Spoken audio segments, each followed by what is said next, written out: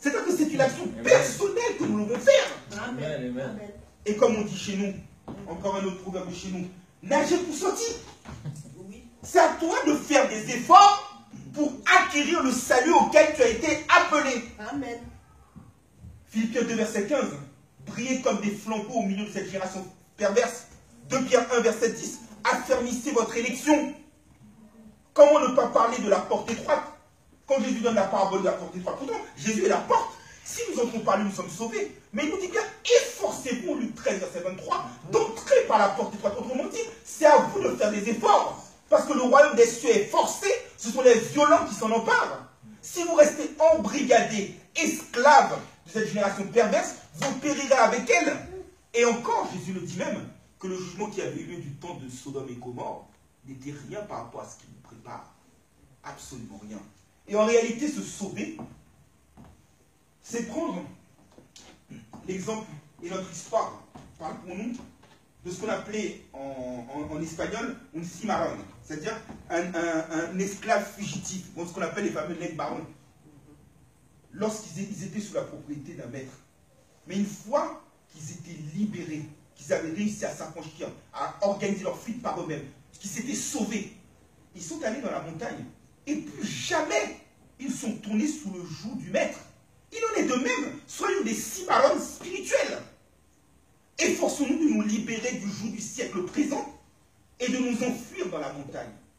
Et pour cela, nous devons imiter la foi des anciens, comme nous dit Hébreux 13, verset 7, et considérer quelle fut leur fin. Regardez Enoch. Enoch était dans une période semblable à la nôtre, où il y avait l'esprit de meurtre, notamment avec Caïn et Abel, la violence, le monde difficile.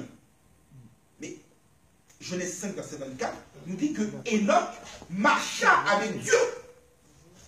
Dans la suite d'Enoch, Noé en Genèse chapitre 6 est également dans une situation identique. Le déluge se préparait, mais Noé était juste et intègre et à part. Et lorsque le déluge est arrivé, dans la mesure où Noé s'était sauvé de cette génération perverse et corrompue, même Jésus-Christ dira en Matthieu 7, verset 4, que c'est une génération méchante et adultère. Eh bien, il s'est sauvé. Noé a eu la foi, il s'est sauvé. Lot également n'a pas regardé en arrière. Parce que celui qui regarde en arrière exprime des regrets. Celui qui regarde autour de lui exprime des inquiétudes. Mais celui qui a eu la foi regarde devant et regarde très haut. Amen. Et Lot, à la différence de sa femme, avait regardé devant, il avait regardé très haut. Et là où sa femme avait exprimé des regrets, elle avait été pétrifiée, comme le reste du peuple de Sodome et Gomorrhe, qui était dans la perversité, qui était dans l'immoralité. Eh bien, Lot a été sauvé. Se sauver de cette génération perverse, c'est uniquement en persévérant et dans la foi. Et Jésus s'en était plein en Matthieu 17. Il avait dit, mais race incrédule, mais jusqu'à quand vais-je devoir vous supporter? Parce que les disciples n'avaient pas assez de foi pour être capables de guérir. Non, celui qui est libre, la liberté c'est un moteur. Et ce moteur doit nous pousser à libérer et doit nous pousser à être des vecteurs, des agents de foi, des agents de puissance. Sauvez-vous de cette génération perverse. Autrement dit, faites des efforts pour affermir votre foi. Beaucoup dans l'église se contentent de dire « J'ai reçu Jésus-Christ comme Seigneur et comme Sauveur personnel » et ça s'arrête là. Non, tu l'as reçu, tu dois marcher selon lui et pas marcher sur le conseil des méchants. Pas t'arrêter sur la voie des pécheurs. Pas être en compagnie des moqueurs. Mais trouver ton plaisir dans la loi de l'Éternel et la méditer jour et nuit. C'est la seule façon de garder notre sentier pur, de garder notre chemin pur. Et c'est la seule façon de nous sauver de cette génération. Parce que ceux qui sont sauvés sont ceux qui auront l'évangile, ceux qui font la volonté du Père, mais pas ceux qui se mélangent. Parce que celui qui est ami du monde sera ennemi de Dieu et il ne saura acquérir le salut. Donc mes frères et sœurs dans le Christ Jésus, ce matin pour terminer, nous sommes heureux.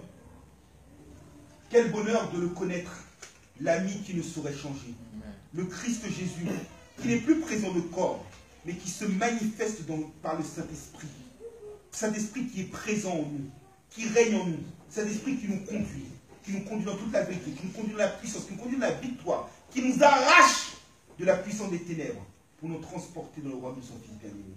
Alors ce matin, alors que le jour approche, revêtons les armes de lumière. Et n'ayons pas pour souci de satisfaire la chair et ses convoitises. Que ce dimanche de Pentecôte soit pour nous un dimanche où nous recevons de manière ferme et définitive le Saint-Esprit. où notre vie est dirigée une fois pour toutes par le Saint-Esprit, où nous voyons la paix régner dans nos cœurs, la joie régner dans nos cœurs, et que nous ayons un témoignage vivant, brillant comme une vitrine au milieu de cette génération perverse, et que, de par nos œuvres, les hommes soient amenés à vivre une nouvelle Pentecôte et à glorifier notre Père qui est dans les cieux. Que le Seigneur vous bénisse et bon dimanche de Pentecôte. Amen. Amen.